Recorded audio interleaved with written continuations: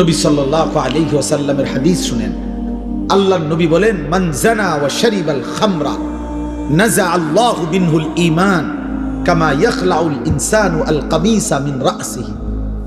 নবীজি বলেন, যে জেনা করে এবং মদ পান করে, জেনা যে নারীর সাথে হারাম সম্পর্ক করে, নেশা করে, খোদার কসম নবী বলছে আল্লাহ তার কলিজা থেকে, দিল থেকে আল্লাহ তাআলা তার ঈমান এভাবে বের করে ফেলে, মানুষ যেমন গায়ের থেকে জামা খুলে ফেলে।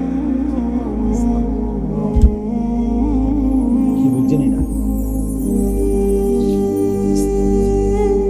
বিশুদ্ধ হাদিস। আমি ব্যক্তিগতভাবে ফালতু কথা বলি না।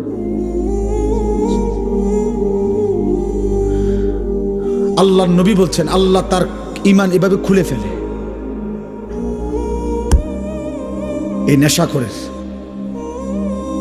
মদের আড্ডা, জুয়ার আড্ডা, নেশার আড্ডা, জেনার আড্ডা, এই তিন জিনিস এক ক্ষতি আনে, তিন দাগ। নারী, মদ, গান বাদ্য। যেখানে গানের আসর সেখানে নারীর আসর, সেখানে মদের আসর। যেখানে মদের আসর সেখানে নারীও আছে, গানও আছে। যেখানে নারী আছে সেখানে মদও আছে, গানও আছে। এটা এক ক্ষতি আনে, তিন দাগ নাকি একসাথে। এজন্য যে যুবক গানে আসক্ত, ওই নারীতে আসক্ত, ও নেশায়,